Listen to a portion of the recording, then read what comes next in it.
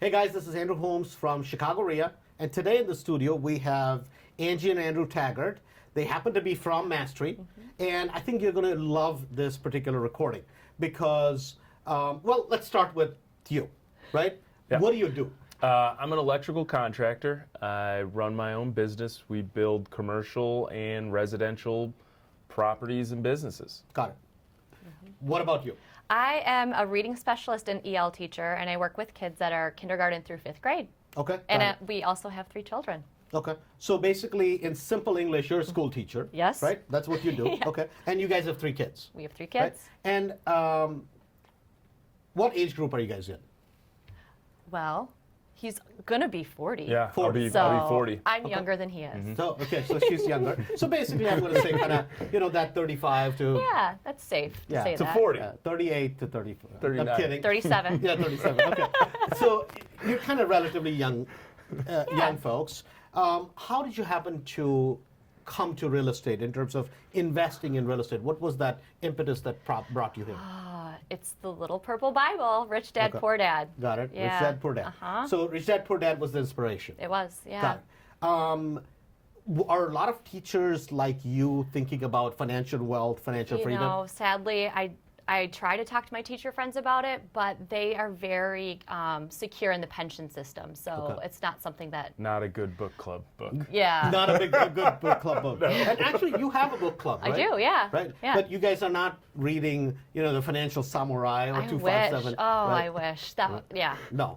That would be ideal. Initially, before we met, Yeah. right? What was the thought process? What avenues did you go down in terms of looking at real estate? We had a house hack before we Okay. even knew what a house hack was. Got it. In Andersonville. And that property we purchased with family. Okay. And we were in that property for about 5 years, and we sold at a really good time. And then we just didn't really know what to do next. Got it. And we did some research and came to the Chicago RIA and found out that there was a whole new way of investing that we didn't know about. Got it. So let's just kind of go back a little bit. Sure. Right? So as we talk about house hacking, right? For people that may not be familiar with house hacking, what exactly is house hacking? House hacking is when you purchase a multi-unit. Doesn't have to be a right. multi-unit. You can So rent it out. could be a 2 or 3 unit. It could be a 2 or 3 Got it. unit. I've heard of people doing their own house and renting out rooms, but that was not something we were interested in. You guys have kids? We have Right. kids. How many? We have 3. 3 kids. Yeah. Okay, got it. Yeah. So you buy was it a 2 unit or 3 unit? That property was a 4 unit. That was a 4 Yeah. unit property. Okay. Did you sell it? We did sell Yeah. it. Really? Okay, got it. And so it's a 4 unit property you guys buy. Did you guys buy with like 5% down, 3.5% down? How did you guys buy it? We purchased it with family, so we put Okay. 20% down. 20% down, Yeah. got it. So it was kind of a joint venture It type was, of thing. yes. Now, at that time, did you know that this was kind of a cool real estate technique you were using? No idea. Okay. We knew about appreciation for sure. Right. I grew up, working on houses all my life. You buy them low, fix them up, you sell them high. That's kind of how I grew up. And Got it.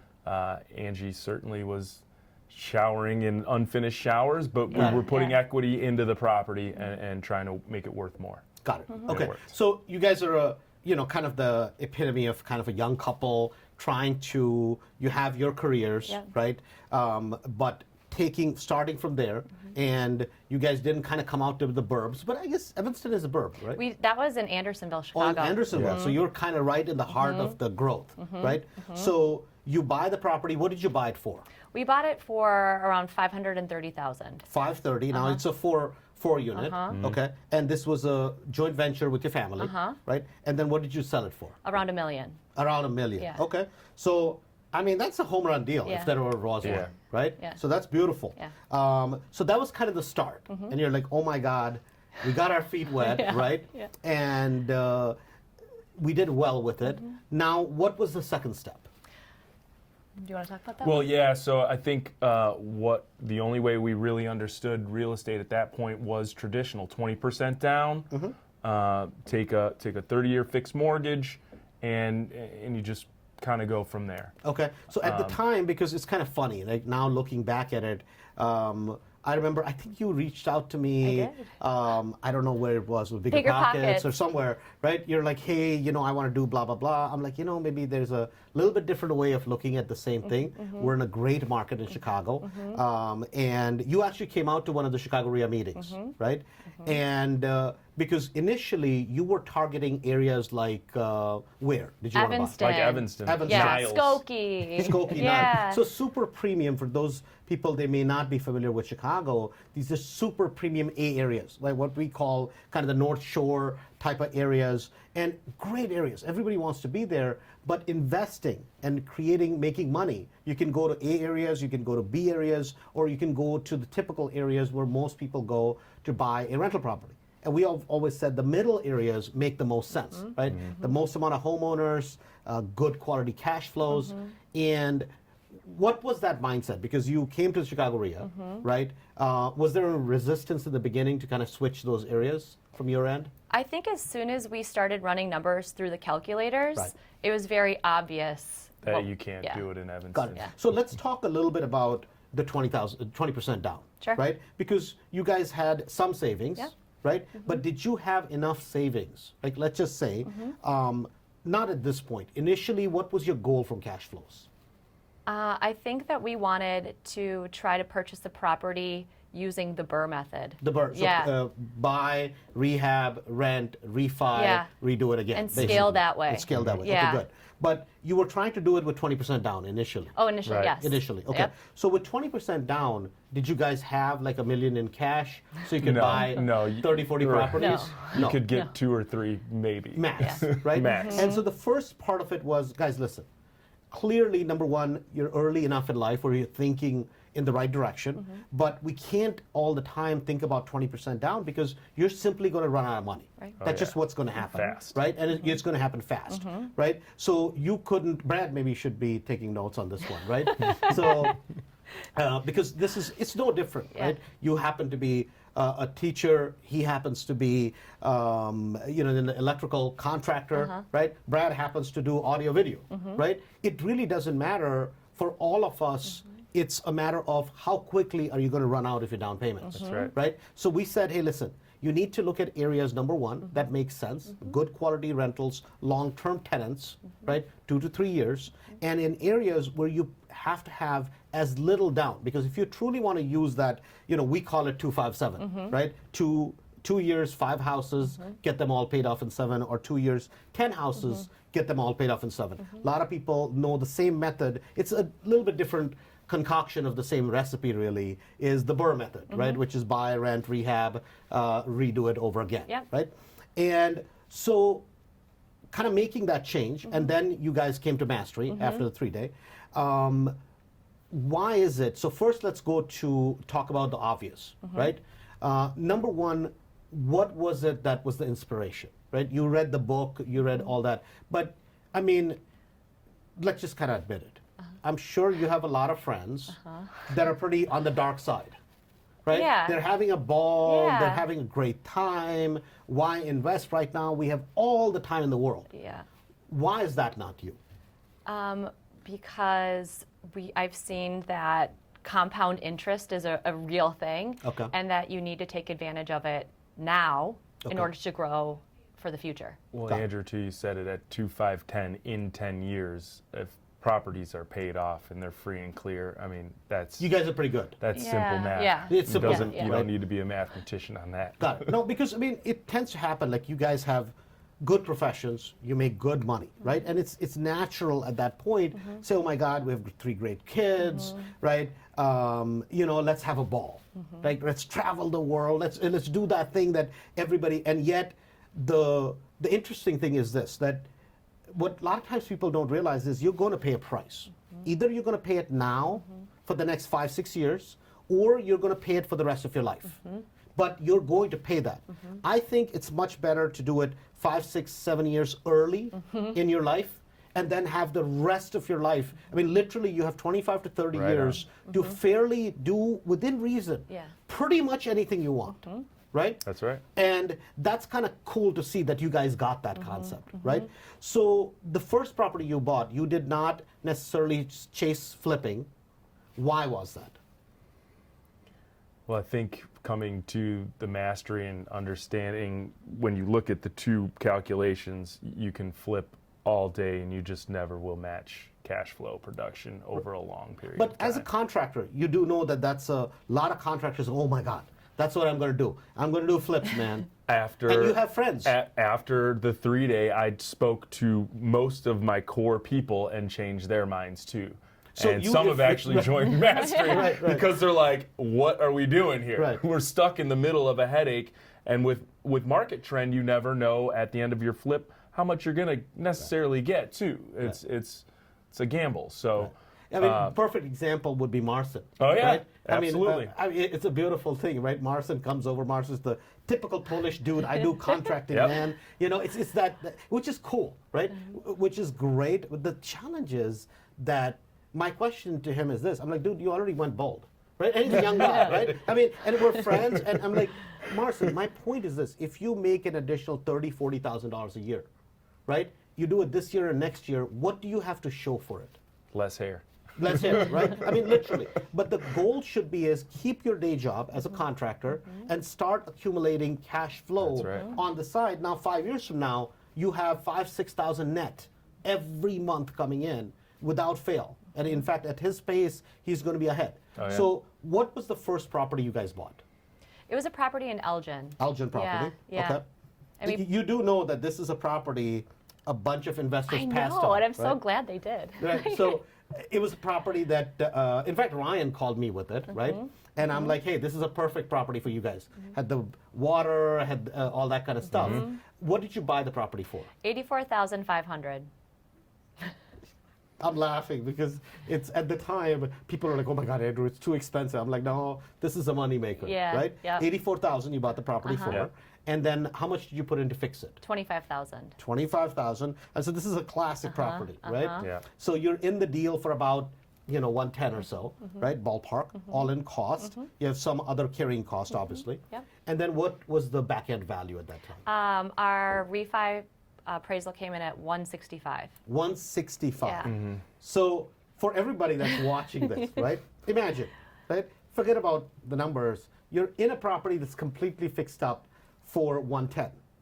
The property appraisal comes back, and this is on a refi, which is a conservative appraisal, for 165. I mean, now, simple math. You pay $18,000 selling expenses, and even if you flip it, that's a $35,000 to $40,000 home run. So here's Right. the mind shift too: is there's not even a thought of selling the property. Even Hold at on, that. hold on. So you kind of trumped on my genius thought here, Yeah, right? I mean, there's- rather than selling the property, and this is kind of the beauty of this, is rather than them selling the property, saying, "Oh my God, yay, 30 or 40,000 bucks, we're going to take 10,000, go to Disney," right? And there's nothing wrong with it. Yet you said, "No, I'm going to have a little patience." We have ton of accumulated equity, right? That we made. We're going to keep it. And we're going to get all our money out. Zero in the deal. How much cash flow?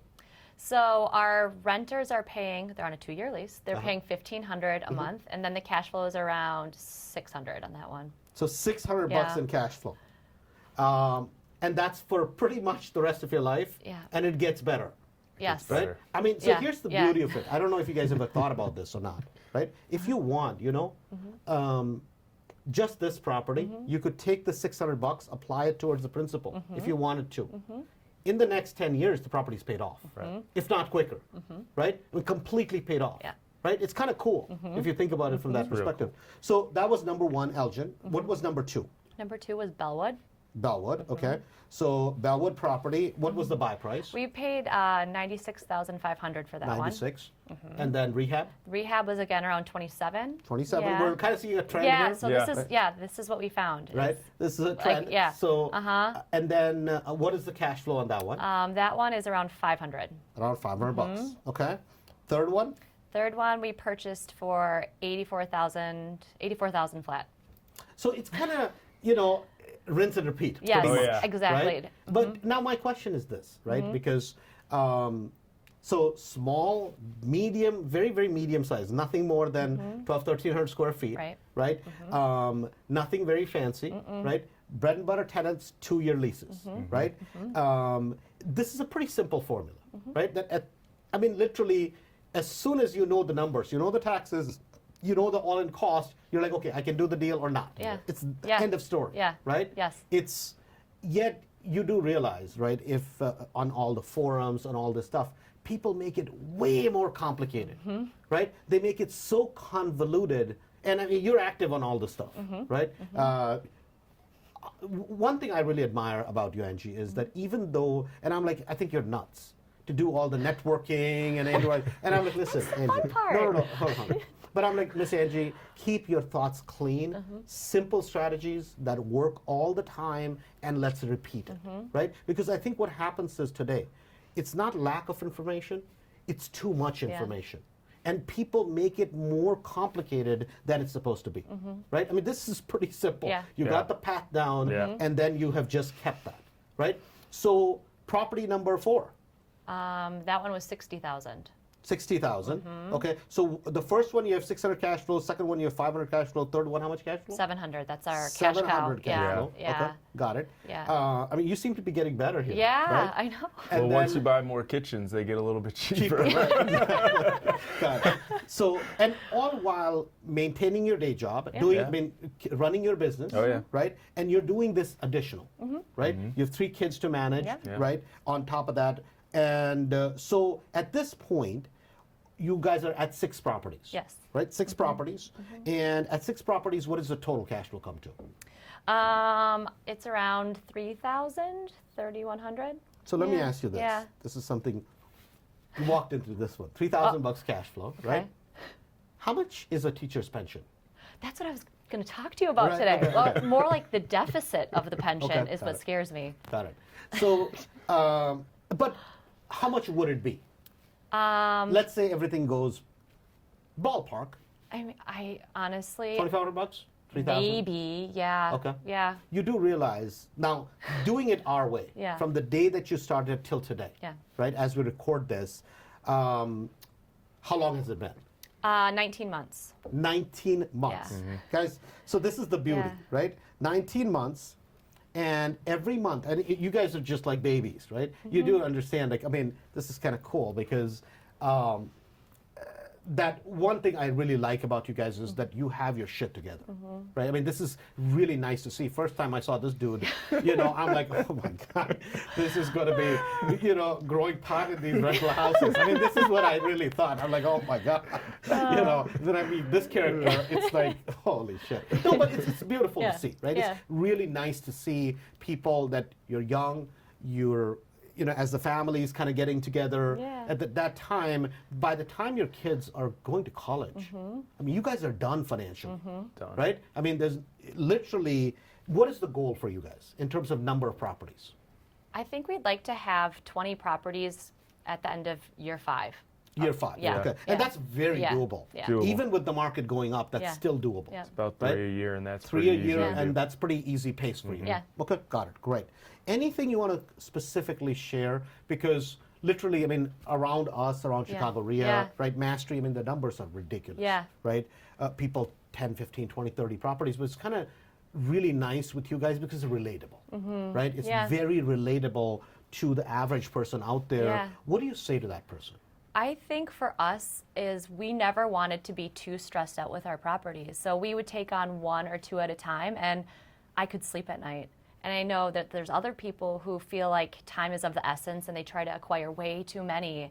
And you can get sucked in and feel competitive, but it's doable for us with 1 or 2 at a time. That's right. Yeah. So one thing, Andrew, that I like what you did was, it's like, and I've always believed this, a lot of times people have this mentality, oh my God, I know the secret, right? Now I'm not going to share with anybody because the pie is only this big. Yet you can make the pie as big as possible. That's right. And you've, not only this, but you've gone out to contractor friends. I mean, 2 types of people are the most difficult to get to.